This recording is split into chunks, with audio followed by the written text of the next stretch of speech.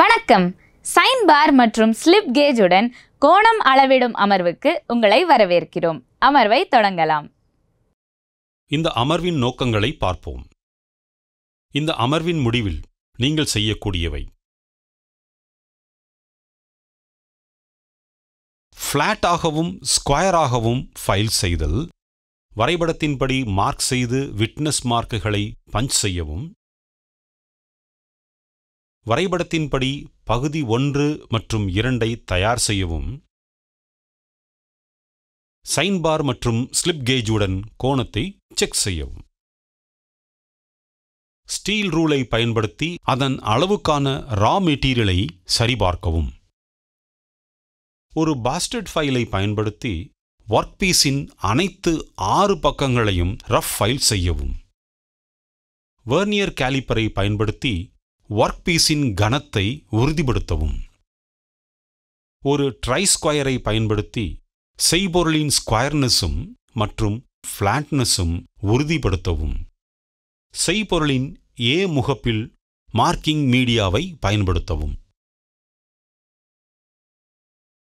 B பக்கத்திற்கு 65 mm சமநிலை லைன்களை mark செய்யவும் மற்றும் செய்பொருளின் சி பக்கத்தில் 100 mm ஆங்கிள் பிளேட்டுக்கு எதிராக பட் செய்யப்பட்டது சர்ஃபேஸ் மேஜையில் வெர்னியர் ஹைட் கேஜை பயன்படுத்தி அளவிடவும்,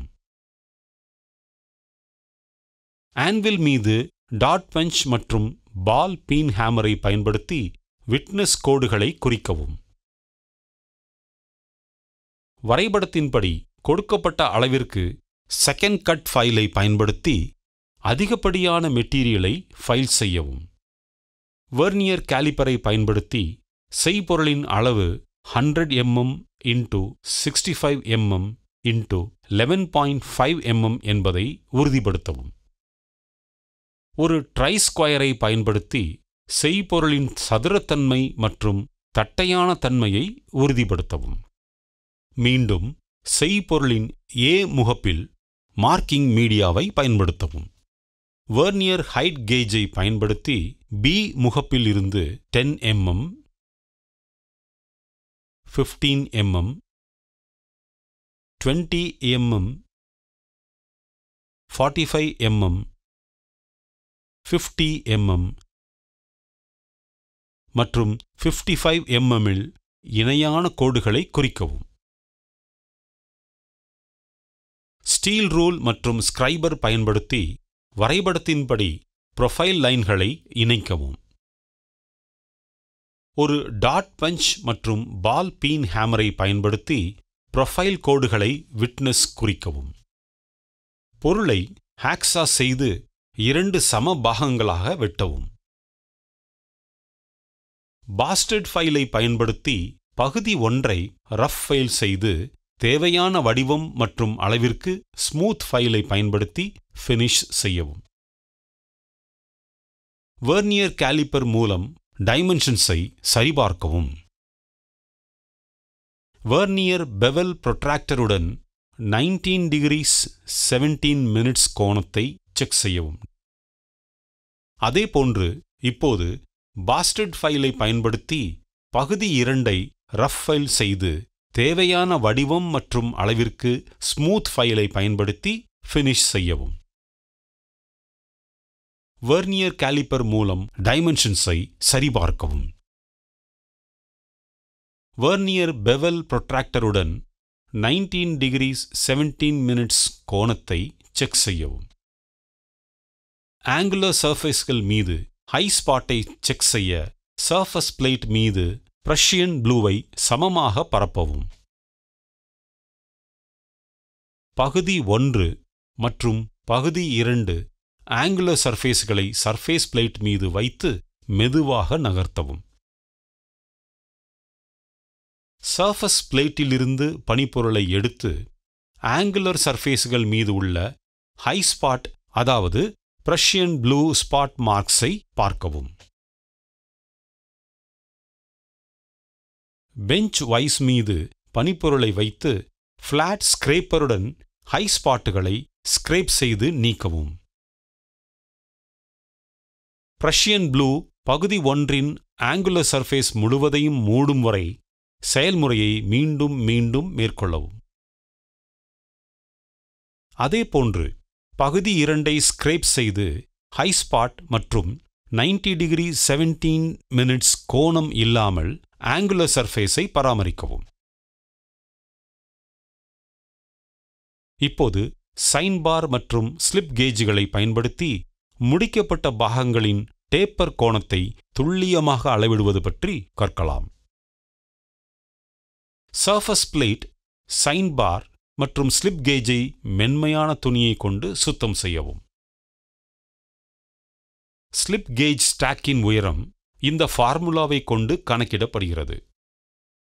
ஸ்லிப் கேஜ் ஸ்டாக்கின் உயரம் A is equal to sin theta into ரோலர்கள் இடையே உள்ள தூரம், which is equal to sin of 19.29 into 200 mm, அதாவது 66.07 mm. ஸ்லிப் கேஜ் செட்டிலிருந்து ஸ்லிப் கேஜ்களை தேர்ந்தெடுக்கவும். ஸ்லிப் கேஜ் ஸ்டாக்கை அளவிட்ட உயரத்திற்கு சமமாக உருவாக்கவும். சர்ஃபஸ் மேஜையில் சைன் பாரை வைத்து சைன் பாரின் மேல் செய்பொருளை வைக்கவும். டேப்பர் செய்யப்பட்ட செய்பொருளின் கீழ் ஓரத்தை கொண்ட சைன் பார் ரோலரின் கீழ் ஸ்லிப் கேஜ் ஸ்டாக்கை வைக்கவும். ஸ்டாண்டில் டயல் இண்டிகேட்டரை பொருத்தவும். செய்பொருளின் ஆங்குலர் சர்ஃபேஸின் ஒரு முனையில் டயல் டெஸ்ட் இண்டிகேட்டர் பிளஞ்சரை அமைக்கவும். டயல் டெஸ்ட் இண்டிகேட்டர் பாயிண்டரை 0 நிலையில் அமைக்கவும். டயல் டெஸ்ட் இண்டிகேட்டரை ஒரு ஓரத்திலிருந்து மற்றொரு ஓரத்திற்கு நகர்த்தி ஆங்குலர் சர்ஃபேஸின் சமநிலையை செக் செய்யவும். பாயிண்டர் டயல் இண்டிகேட்டரில் பிளஸ் அல்லது மைனஸ் பக்கம் நகர்ந்தால் செய்பொருளின் ஆங்குலர் சர்ஃபேஸில் வேறுபாடு உள்ளதாக அர்த்தமாகும். இத்தகைய வேறுபாட்டை நீங்கள் கண்டறிந்தால் ஸ்லிப் கேஜின் உயரத்தை ரீஸ்டாக்கிங் செய்வதன் மூலம் ஒர்க்பீஸ் சர்ஃபஸின் சமநிலையை சரி செய்யவும். டயல் இண்டிகேட்டர் பாயிண்டர் நகராமல் 0 ரீடிங்கில் இருக்கும் வரை டயல் இண்டிகேட்டர் ஆங்குலர் சர்ஃபேஸ் மீது நகரும். இந்த நிலையில் சைன் பாரின் கீழ் ஸ்டாக் செய்யப்பட்டுள்ள ஸ்லிப் கேஜின் உயரத்தை அளவிடவும். ட்ரிக்னாமெட்ரிக் ஃபங்க்ஷன் சைன் தீட்டாவை பயன்படுத்தி ஆங்கிள் தீட்டாவை தீர்மானிக்கலாம். இதில் sine theta is equal to எதிர்பக்கம் divided by hypotenuse, that is equal to slip gauge ஸ்டாக்கின் உயரம் A டிவைடட் பை ரோலர்களின் இடையே உள்ள தூரம் C. இதனால் ஆங்கிள் தீட்டா என்பது theta is equal to sine inverse of slip gauge ஸ்டாக்கின் உயரம் A டிவைடட் பை ரோலர்களின் இடையே தூரம் C. அமைப்பை டிஸ்மேண்டில் செய்யவும். அனைத்து கருவிகளையும் சுத்தம் செய்து அதற்குரிய இடத்தில் வைக்கவும். 2 பாகங்களில் ஒரு மெல்லிய கோட்டிங் எண்ணெயை தடவி மதிப்பீட்டிற்காக இதை பாதுகாக்கவும். ரீகேப் செய்கையில் நாம் கற்றுக்கொண்டது என்னவென்றால், ஃப்ளாட்டாகவும் ஸ்கொயராகவும் ஃபைல் செய்தல், வரைபடத்தின்படி மார்க் செய்து விட்னஸ் மார்க்குகளை பஞ்ச் செய்யவும், வரைபடத்தின்படி பகுதி 1 மற்றும் 2ஐ தயார் செய்யவும், சைன் பார் மற்றும் ஸ்லிப் கேஜுடன் கோணத்தை செக் செய்யவும். சைன் பார் மற்றும் ஸ்லிப் கேஜுடனான ஆங்கிள் அளவிடுதல் குறித்து இதுவரை பார்த்தோம். நீங்கள் அனைத்து கருத்துக்களையும் பயிற்சிகளையும் புரிந்து கொண்டீர்கள் என்று நம்புகிறேன். அடுத்த அமர்வில் சந்திப்போம்.